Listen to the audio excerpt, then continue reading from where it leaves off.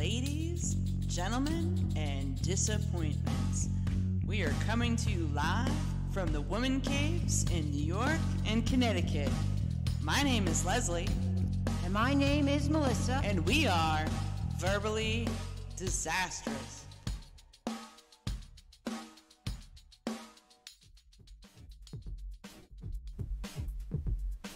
Hello, everyone. This is your host, Leslie M. Jasper, of the Verbally Disastrous podcast that can be found on over 20 podcast platforms and YouTube. For this episode, this is part B on the discussion with my lifelong pal Donny as we cover his 40-year career as a high-voltage splicer in New York. If for some reason you missed part A, go back into the podcast platform of your choice and go find it so you can listen to the beginning of the discussion. Now, let's go listen and see what other kinds of random stuff and questions that I can hit Donny with. Alright, let's take a listen. Did you have a mentor in the business that inspired you, whether it be splicing or electrical, somebody that you looked up to when you first started? Harry Clifford. How did he inspire you? Splicing. Okay, so he was a seasoned guy, and did you interact with him on a particular project, or was that in the classroom? Yeah, he took me under his wing, and we went splicing for months at a time. Oh, okay. So you guys were lucky because you had the buddy system, so to speak, right? Yeah. So he was your pimp outside the hole? No, he was a splicer. He was the inside wire.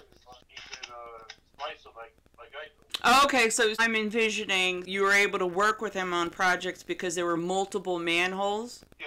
Okay, because I'm envisioning, say, one manhole and one person's in the hole and one person's got to be out of the hole. One time I was working for a contractor. I was running the job for him, and it wasn't going well because they didn't like the way I was doing things. I was general foreman. And Harry calls me up. He says, I got a proposition for you. What do you got? He says, I got splicing to do on the railroad. He said, how long do you think we'll be there? He said, I don't know, about 6 months. I said, I'm in. I called the guy up and said, listen, I got to go splice. Park over there, stop park. Now, how many people would you say as far as contractors are concerned? Because they knew, say they hire you for an electrical contractor to do regular electrical work. How many of them bitched and moaned when they knew that you had to drop what you were doing to go do a splice? Really? None of them, because that's how they got me. Oh, okay. Okay, so that worked out well for you because their hand was in percentage going to them. And I never left them in the lurch. You know what I mean? If I had to finish something with them, I do what I got to do, and then I go to the other contract. Gotcha. I wouldn't just leave, you know? So you're saying that you were working in the middle of something, but you never ran into a time where there were two emergencies at once? I do them in the afternoon. It's safe to say that there was not a lot of sleep during this era. No. I mean, sometimes when I was out of work back in the 90s, I didn't get called at all for splicing. I was out of work for 3.5 years. No calls at all. Solid for 3.5 years. Wow. No, of course. You had to do roofing. Didn't you share? You did roofing. You did some carpeting. Yeah, well, I started appliances. Would you say selling appliances? I'm fixing appliances. Oh, fixing appliances. A+ AC, sir. Ah, okay. So then the family plumbing background was helpful, right? Yeah. And I never fixed a washer and dryer. I figured, how hard is this? Do you think... I got a company name. I got all the paperwork. I even went in the yellow paper. No way. You know? I was the first one in the yellow paper. A+ AC, sir. That was the name of your company? Yeah. I did air conditioners too, you know. Now, did you like that work, or you just like that's putting food on the table? Well, I liked it because I was working for myself, you know. People would call. Of course, they wouldn't look through the yellow pages. They'd see the first one, and there I was, right? Mm-hmm. Oh, because of the A in the list. Very smart. So is that what you thought about ahead of time, or it just happened to be a name you came up with? The name I came up with, plus I knew I'd be the first one in the yellow page. Perfect. Now, do you think with that experience back in the 90s when you were repairing washers and dryers, do you think that the dryers and washers that they have out today, you'd throw your hands in the air, or you think it would be even easier because you can hook up a diagnostics to it electronically and fix it directly? Yeah, you can probably hook up. Well, I mean, everything's computerized now. I think my question is more so, which one do you think is easier, today or the old days? The old days, just like the cars, right? You get into a car and change the oil. Now you can find the oil filter. Yeah, right? The olden era, there was less parts to have to contend with, less electronics. Computers, and it's more expensive. They don't make anything to less, right? Yeah, it ends up more cost effective to just trash it and buy a new one. Up in Rhinebeck, I put $10. I was in the flea market, and some guy had a 1948 washer, wringer washer. The thing worked great. 1948 washer. Yeah, wringer washer. What year did you buy it? Now you're too many. Just roughly. I didn't ask for the day. like the 80s, 90s? Yeah, probably 90s. Oh, okay. I left the house up there at Penny. I pulled it back and forth. What am I going to do with it now? I remember switching from an old top-load washer. When you have a septic, it uses 40 gallons of water. I bought a front-loader, LG, and it went to 8 gallons, but it would sense the load. It would sense the load and go less than 8 gallons, depending on how heavy it was. And it was so great. If you have a septic problem, using an old washing dryer ends up fucking you with, septic problems. So you're better off buying the new equipment. Paying for the water. When you have a well and septic, you're not paying for it. But if you have problems where your septic overfills, then you're like, damn it, I should have spent the money and bought a modern machine. Agreed. Agreed. Do you have a coworker other than Lucky that you really hated working with? No. He's literally the worst? Yeah, he was the worst. Yeah, there was no worse. There was no, running second to him? I don't know. You might have to edit this one out. One time I got called to a contract, and we had to work under a tent. Remember I told you a story when we were eating dinner at the other time? Should be in here. Remind me. Anyway, they said, you got to work with the city guy. I said, okay.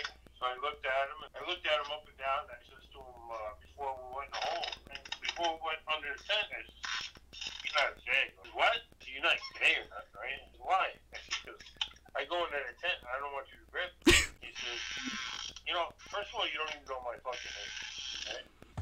He says, I'm insulted you even asked me. Okay, it's a simple yes or no, So he says, no, absolutely not. It's okay, cool. So we walk under the tent. I slapped his ass. You should have seen this guy jump. This guy jumped so fucking ill. I worked with him. That was it. But you were messing with. He said, what did you do that for? I said, I just want to make sure you weren't going to reciprocate. That one's not a bad story to tell. Actually, a funny story to tell. Now, do you actually miss working? I see these guys on the poles and the man. No, that's work. High voltage, yes. And do you miss the routine of working, or what exactly about it do you miss? I miss guys call me up and say, listen, can you turn the power off for me? Can you fix it? Say someone has this sense of urgency, and they need you over there right now and then. Did you ever feel some form of pressure? You were able to block it out? Another funny story. You ready for this one? Yep, go ahead. I was at the Raven Olympic, and I got a call from Bosie, Yorktown Heights. And he says, Donny, I got your name from Con Ed. What can I do for you? He said, the power went down. Oh, I'm sorry, I got your name from New York State Gas Legend. He said, New York State Gas Legend, turn off my power. He said, the transformer was no good. It's okay, I'll be up there tomorrow. No, you have to come up this day. I have no power in the whole place. I said, well, right now, I'm on an emergency as I'm eating another shrimp. So I said, I can come tomorrow, right? Yep. So I called the advanced testing pad up there. I checked out the transformer. It was fine. Checked out the switch. It was fine. Yeah, you have two gloves. I says, here's what turned off your power. I pulled out a wood chuck. Oh. Wood chuck went up there and I fried up. Nice. He says, not only did I fix your problem, I got lunch for you too, guys. He said, what about the generators? You don't need a generator. I had them powered up in an hour. He was freaking the fuck out. People freak out because they got no power, right? Okay, so you were able to just turn it off. I know damn well I can go there and just time I did a job in Staten Island. Oh, there we go again. New York City. And, it was 35,000 volts. And that guy says, have you ever done these kind of spices before? Yeah, I've done hundreds of them. We high-potted 115,000 volts, right? DC. I said, how did I do? He said, Dad, you did a great job. I said, that was my first one. What? I said, I never did none of that shit before. I didn't. I never did those spices before. So you told him that you did, and then you went and did it, and then afterwards you told him, nah, I didn't do that. Yeah. You can't be scared, you know? I know what you're saying. You got to get rid of that fear because it impedes your performance. The only time I got scared is one time I was at Playland. There was a spice that was tied to the ceiling for some reason. I didn't put it up there. And I'm down there doing a splice in the manhole. This commercial break is brought to you courtesy of yours truly, author Leslie M. Jasper. I am the author of the book Construction Tales, Volume 1, A Woman's Journey to Become an Electrician. I also have available for Kindle Vella some short stories to check out in the Kindle Vella library that can be found on Amazon. For more information, head over to my website at www.constructiontales.com. Now, let's go back to that story and see what Don also has to say. You're listening to the Verbally Disastrous podcast. This thing came down and hit me in the neck, right? Oh, the splice hit you in the neck. It came down, hit me in the neck, and it was live. Right? Yeah. So I crawled up like a baby into the corner. I was waiting for this thing to blow up. Thank God it never did. What did I do? I tied it back up to the ceiling. Gosh. It literally hit your neck. Oh, gosh. That was live? Oh, it was live. Yeah. Wow. God was watching you. I got called up to the old U carbide, which is Regeneron now. Yes. And he said, you got to go in that hole. You're going to blow cable. So my part, measure that manhole 20 inches wide, right? Yeah. Mom, measure my shoulder. There's no way I'm going in there. So what we got to do is we got to take the top off. We got to take the top off. I got to take the chimney off, and I got to chip it out to 3 foot. And then I'll go. Well, we got to talk about that. It's okay. You can talk all you want. I'm not going in. So came back to where I did it, right? I chopped it out to 3 foot. I climbed down there, and then all of a sudden I had one set of cables on my belly, one set of cables. This is how tight it was. One set of cables on my butt, on my back, and I said to the guy, "Listen, you gotta give me that line. Get out of here."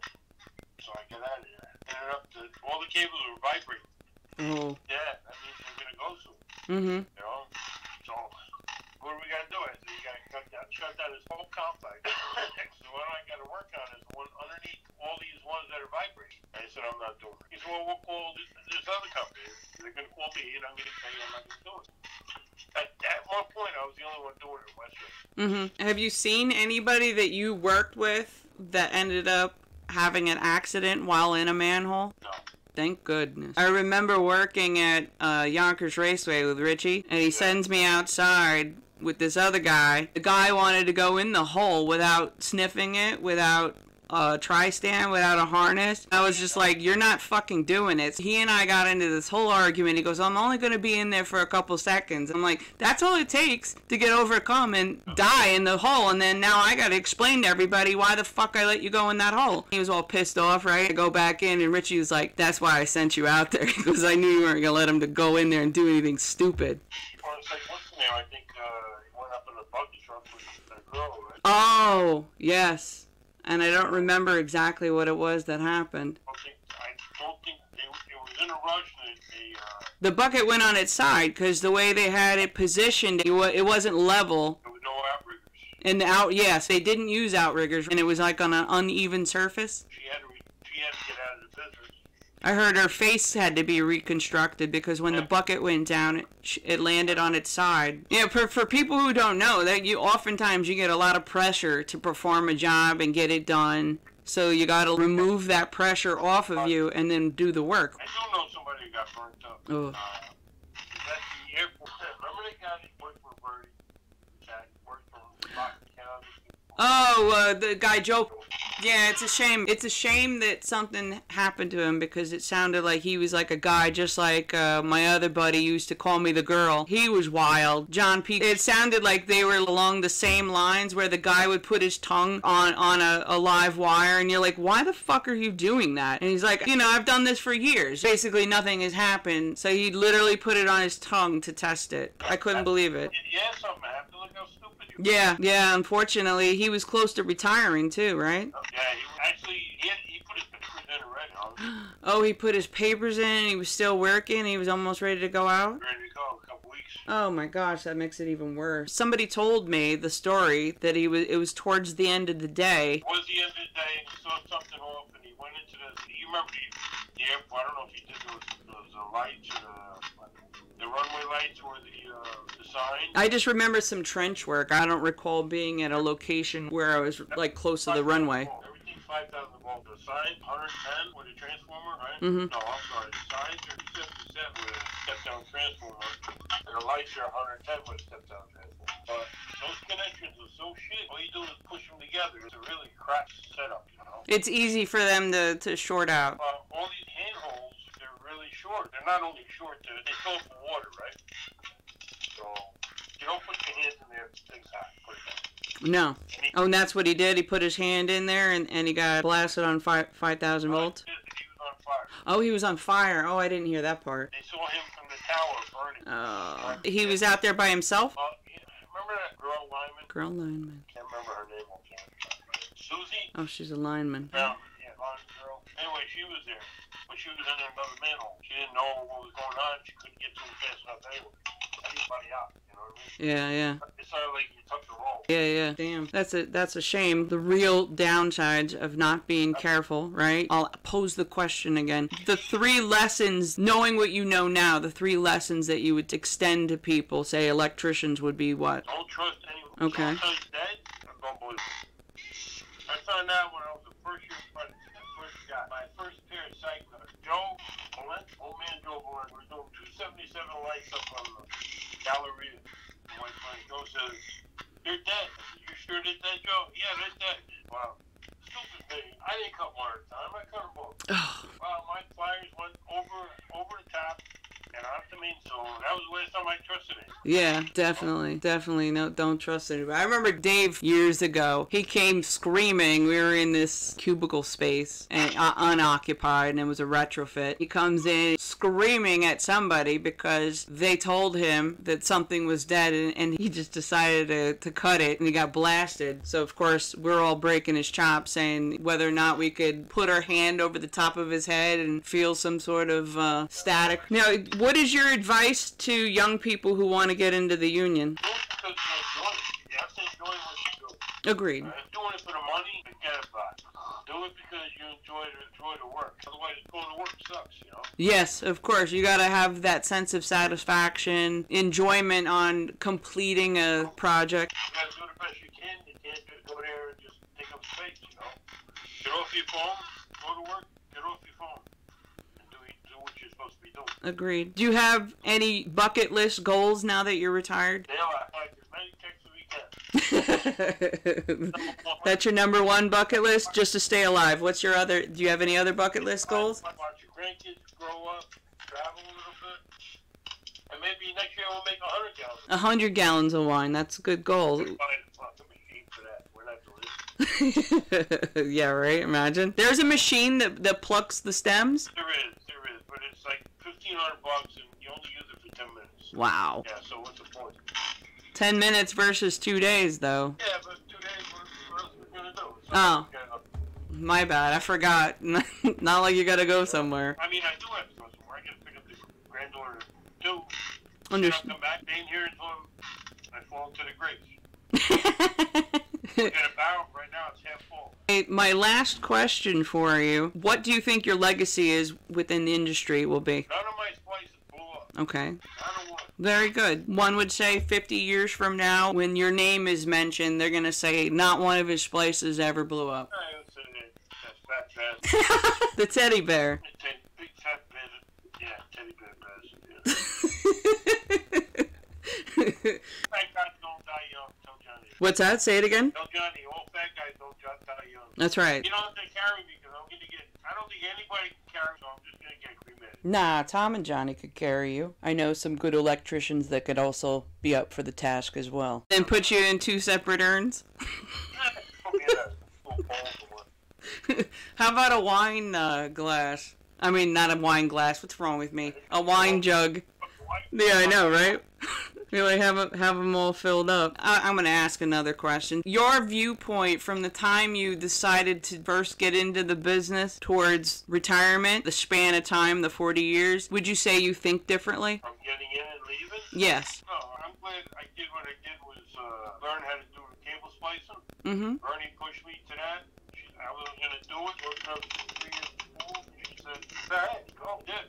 And that was the best 3 years I could have done. So you credit Bernie for pushing you to finish the school, supporting you. Yeah. Fabulous. You know, towards the end of the career, New York State put me on their respect. We'll hire Don Raffa.